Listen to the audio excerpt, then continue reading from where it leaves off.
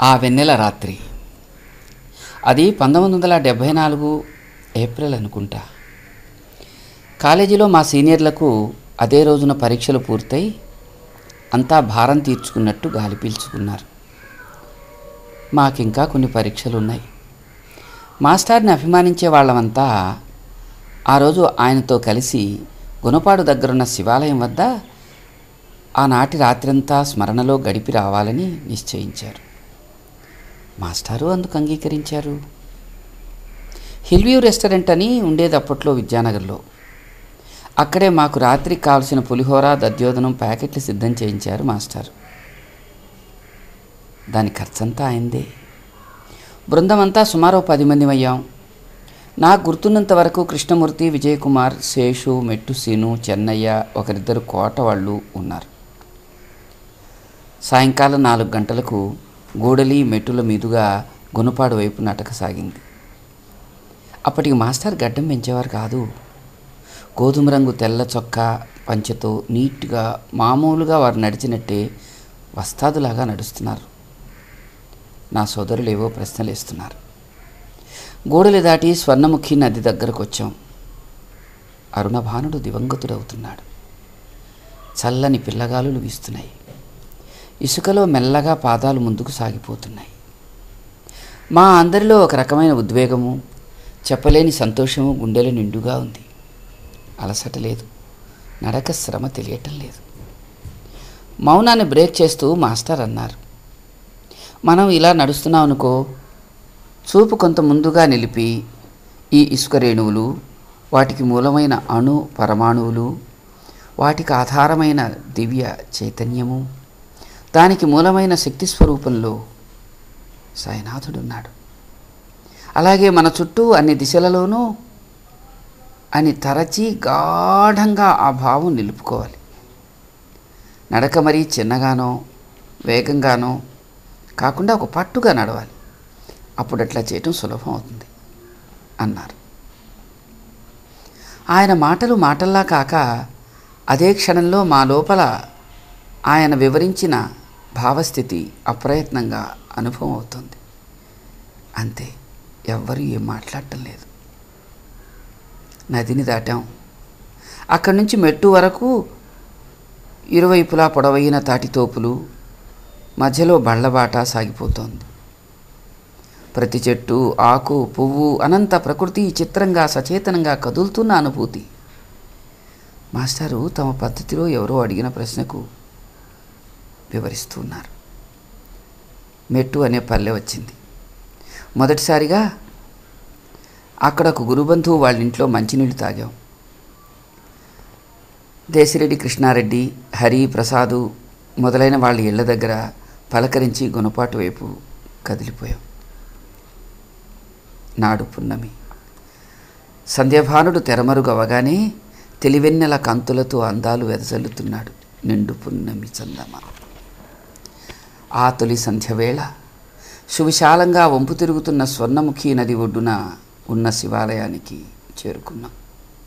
అదొక శిథిలాలయం. ప్రస్తుతానికి గబ్బిలాలకు నిత్య నివాసం. దాని గురించి ఒక కథ ఉంది. పల్లవరాజెవరో దాన్ని కట్టించారట. అన్ని పల్లవ ఆలయాలలాగానే దీని గర్భగుడి కూడా గుంటలాగా లోపలికి ఉంటుంది. ఆ రాజుల ప్రభావంతో పాటు ఈ ఆలయపు ప్రభ అంతరించిపోయింది.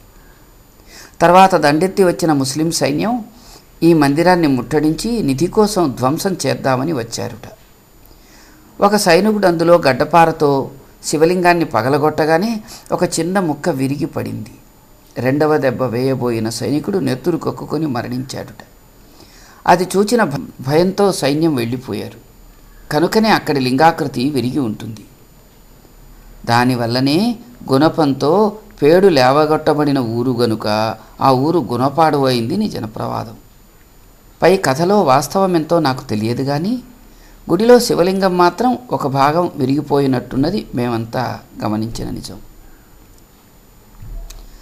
మాస్టారు ముఖంలో గొప్ప భావం ప్రస్ఫుటించేలాగా చేతులు జోడించి ప్రదక్షిణ స్మరణ చేశారు. ఆలయ ఆవరణలో అందరం మౌనంగా కూర్చున్నాం. కొంతసేపటికి నేను అడిగాను, మాస్టారు ఈ మందిరాలు ఎందుకు? రాజుల ఖ్యాతి కోసమా, సాంఘికంగా ఐకమత్యం లాంటి అంశాల కోసమా, లేక మరేదైనా భావం ఉంటుందా? తపోమూర్తులైన మహనీయులు సంకల్పించి ఆలయాల్లో ప్రాణప్రతిష్ఠ చేస్తారు. మనలాంటి వాళ్ళు అక్కడికి రాగానే ఆ తపో ప్రభావం వల్ల శాంతి కలుగుతుంది.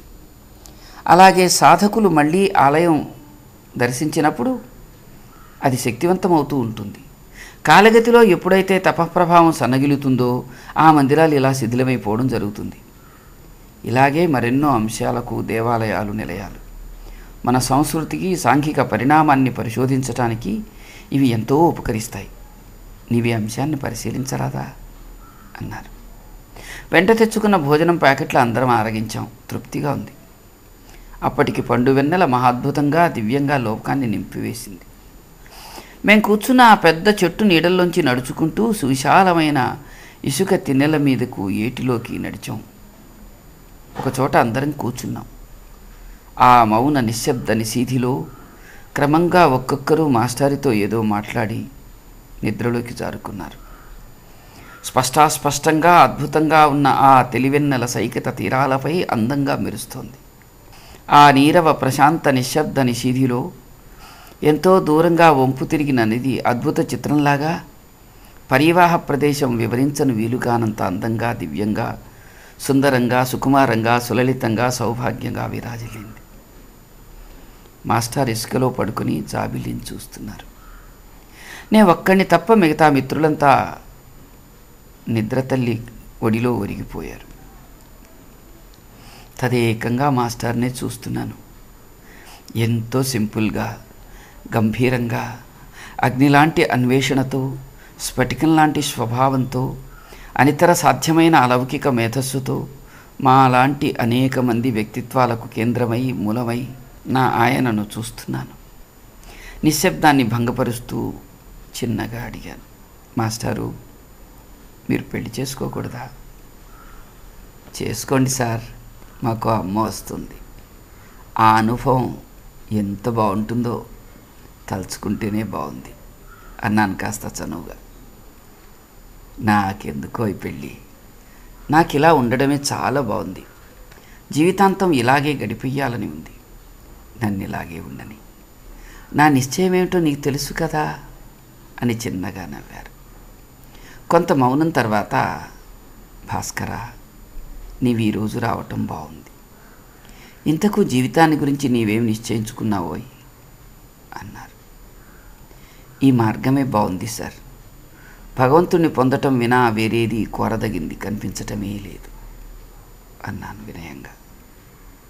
అంతే అంతే, అదే కరెక్ట్ అంటూ ప్రశంసాపూర్వకంగా చూచారాయన.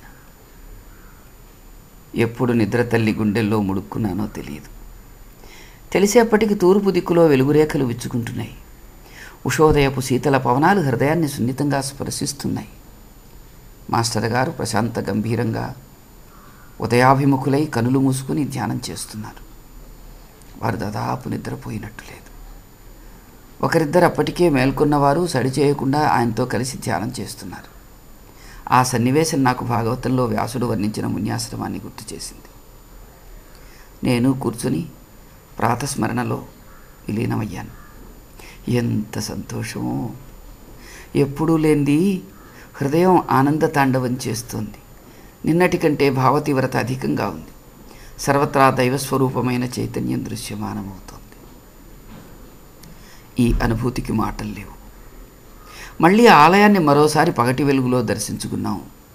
వీధి మలుపు తిరిగే వరకు ఒరిగి ఉన్న శిథిలమైన ధ్వజస్తంభం గత వైభవ చిహ్నంలాగా మాకు వీడ్కోలు చెప్పింది. గుణపాడులో ఒక డాక్టర్ గారింట మాకు ఆ రోజు టిఫిన్ పెట్టారు. ఆయన పేరు వరదాచారి గారిని గుర్తు. వాళ్ళ అమ్మాయిలు మా కాలేజీ విద్యార్థులే. తిరిగి విద్యానగర్ వచ్చేప్పటికి మధ్యాహ్నం 1 గంట పైనే అయింది. మాస్టారి గదికొచ్చి నమస్కరించుకొని ఎవరి బ్రతుకు దారి వారు పట్టారు. నిన్నటి నుంచి నడిచిన దూరం సుమారు 20 కిలోమీటర్లు ఉండవచ్చు. రాత్రి నిద్ర తక్కువే. ఉదయం నుంచి ఎదురెక్కే ఎండలో నడక. మామూలుగా అయితే అదే శ్రమకు ఎంతో అలసట, నీరసం కలిగి ఉండాలి. కానీ చిత్రం, ఎవరికీ అలాంటి పరిస్థితే లేదు. ప్రతి ఒక్కరూ బాగా విశ్రాంతి తీసుకొని స్నానం చేసి వచ్చినంత ఫ్రెష్గా ఉన్నారు. మనసులు మనోల్లాసంగా ఉన్నాయి. కారణమేమిటి? అప్పటికి ఎవరి దారిన వాళ్ళం వెళ్ళిపోయినా ఆ సంఘటన మదిలో స్ఫురించి యోచిస్తే ఒక విషయం అర్థమైంది.